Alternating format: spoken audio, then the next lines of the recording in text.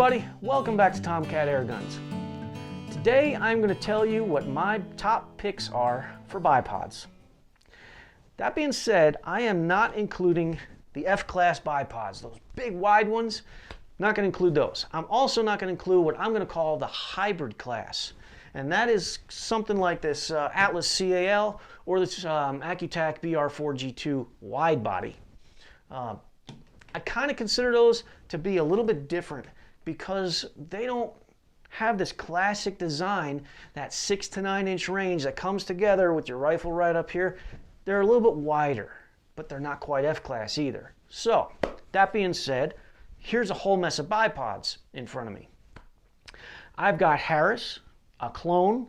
I've got UTG, actually 3 of them from UTG, Caldwell, Magpul, Modular Evolution, Accu-Tac, gg&g Tactical, and 2 from Atlas. That's quite a selection, and they range from $10 all the way up to $310. So that's a pretty big range there too.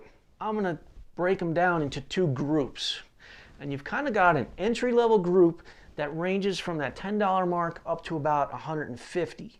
And I remember when I was shopping for a bipod for my rifle when I was just getting started, $75, that was like, okay, I don't really want to spend more than that. $150 was definitely a top dollar for me. I was like, man, I don't want to spend over $100 for a bipod, never mind $150.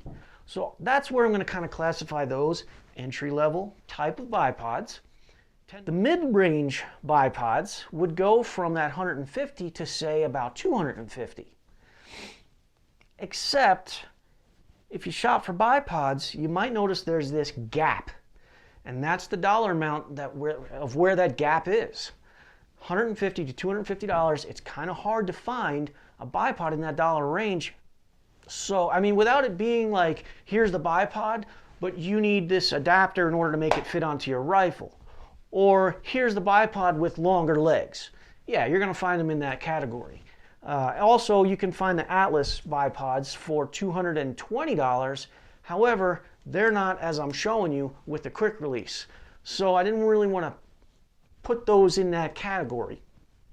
I want to leave them where they are. They're $320, I think. So I will separate these. But before I do, I want to let you know the goal of me making these videos. And it's to show you products, to let you know that they're out there. Give you my opinion on them, maybe help you formulate your own opinion to know, hey, should I go for this or not? Is this going to help me be the shooter that I want to be? I'm still posting videos, I'm still editing videos. They're coming out about every 2 weeks.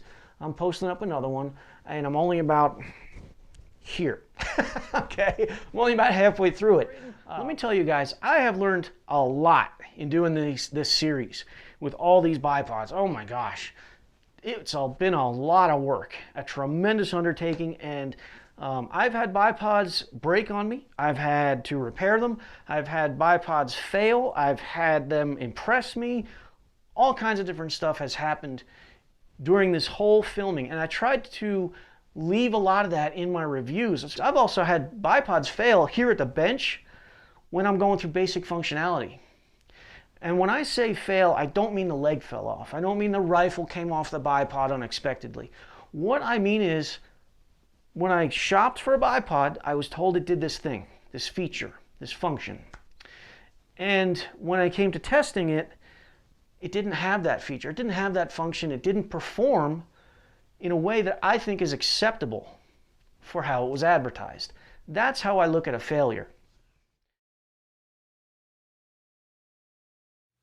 In the entry-level bipods, well, let me just cut to the chase here. These are my top 3 picks, and I'm not going to put them in any kind of order of 1, 2, and 3. I'm just going to call them my top 3 picks. Starting out is going to be the Harris. Classic design, tried and true. It functions, it's strong, and it's light. And all those things were impressive to me. Doesn't have 45 degrees, that kind of stinks. The UTG Recon.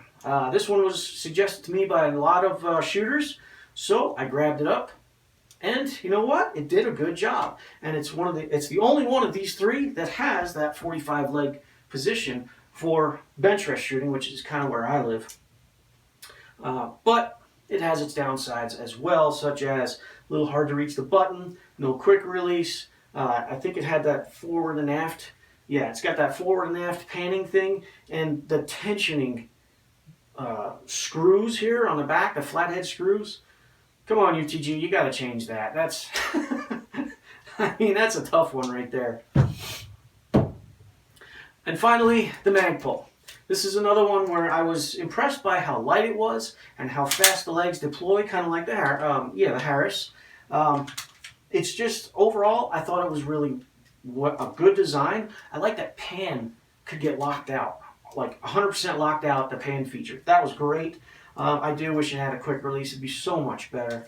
And the tensioning knob, while I wished it had more, it did try to function. It did a good job. So there you have it, guys, in the 150 and below region. These three here. Now, what's wrong with these other guys? What's wrong with these? Well, a number of things. The clone. I'm a stickler on the clone. I really don't like anything about the clone. If you're the type of person that tinkers with stuff, or you just need something to hold your rifle vertical, like for a display, well, sure, a clone's going to do fine for you. But if you need it to function, you're either going to have to fix this coming straight out of the box, or get something different. The TBNR was very well built, but I just could not get enough tension on this. I mean, for a lever design, I should have got more tension on that. The way these legs adjust with the little safety button and the safety lock, nah. I was like, nah, not for that price tag. 160 bucks, 150 bucks. Nope. The Caldwell failed on me during testing, and I have to make an amendment to my review because this one, I brought it back to the shop and I was able to fix it and bring it back to a level of function.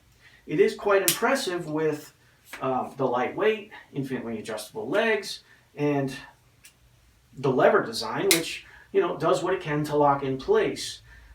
So this is really close to being in this group of three. I could really come close to adding that in there.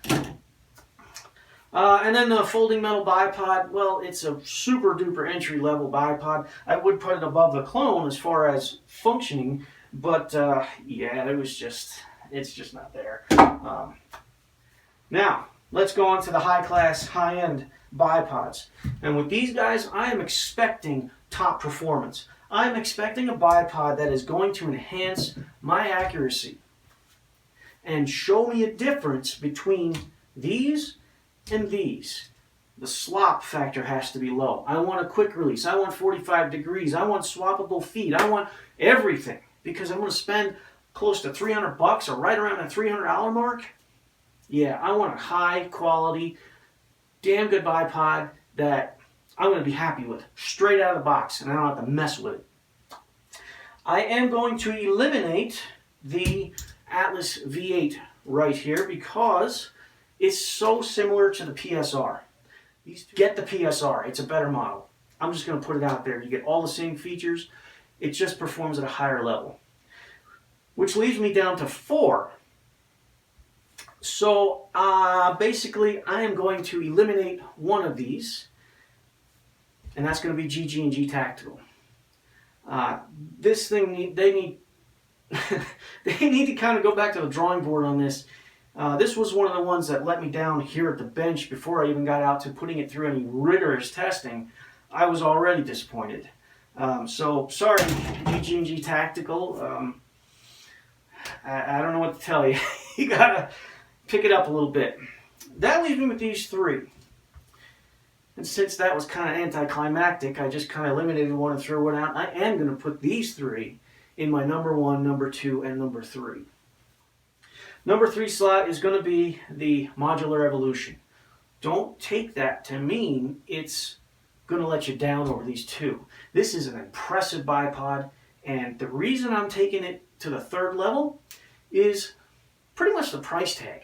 It's a very, very expensive bipod, although it does come with really cool features like using it on a tripod. But that being said, I really was impressed with the performance on it. My expectations were low, and I was pleasantly surprised with this one. Number one in that 6 to 9 category of bipod. And some of you are going to disagree with this, and that's okay. Accu-Tac BR4G2. You want something impressive? Save up your coin and buy a BR4G2. This thing knocked my socks off. After going through all these tests, this one was kind of towards the end of what I was filming, so I had learned about all the little details that I liked and disliked about bipods. When I got to this one, kind of had that already going for me, and this one really impressed me. Here at the bench, it was a rock star. Out in the testing, out on my deck, this thing just kept up with me and asked for more. It's strong, and it's reliable, and it's just freaking all around an awesome bipod. This is my top pick. These two bipods have very similar price tags as you see them here. So what was it? What was it that kind of swayed my decision over to the Accu-Tac? It wasn't just the performance, because they both have legs that swap. They're both very sturdy. They're both awesome. They do everything that they promise to do. For me, the swaying factor was the ease of use over the Atlas. The Atlas, when you find your leg position, okay, you kind of check it. You kind of, I don't want to call it an error, but you're checking yourself. Oh, did it? Yeah, okay, I'm in. And it's the same with the leg extension. It's, oh, okay, now I'm in. Oh, and you're making that little slight correction with every time you move the bipod. And also the thumb lever. I'll go into that in just a second. With the Accu-Tac, it was, okay, I'm down and I'm back. It's a lot easier, and it's easier to find that single slot along the way. As far as the positioning of the legs goes, they want to be in place. I'm not double checking it. Bang, it's in place. Bang, it's in place. It sucks itself right into whatever position you want. And that was really a big factor in me making this decision. The thumb screw on the Atlas versus the lever design on the Accu-Tac. This works. It works very well with the 4-point design, but it's not locking in quite as much as the Accu-Tac. The weakness of the Accu-Tac BR4G2 is that it doesn't have pan, which is a feature that I personally have no use for. So if you need pan, you're going to end up looking at the Atlas. And I would recommend the PSR over the V8. There's a performance level of difference there. Save up a little bit extra money, go for the PSR. I would tell you to go for the Modular Evolution, but this doesn't have pan either. So of the three, this is the only one that's going to fit in your category. So there you have it, guys. These are my top picks for the 6 to 9 category of bipods. If you'd like to know why I picked them or a little more details on each one, those reviews are either out already or they're still coming out. So stay tuned to my channel for that. My channel premieres all of its videos on Airgun 101. So if you want to be the first to see what I'm talking about, head on over to Airgun 101 to watch my videos as well as videos from shooters from around the world. If you'd like to help support my channel and me bringing you products such as these to tell you my opinion on them, you can do so by going over to paypal.me/Tomcat Airguns. I would appreciate any kind of generosity you could send my way. It would really go a long way towards the maintenance and continuation of this channel. As always, guys, thanks for watching and happy shooting.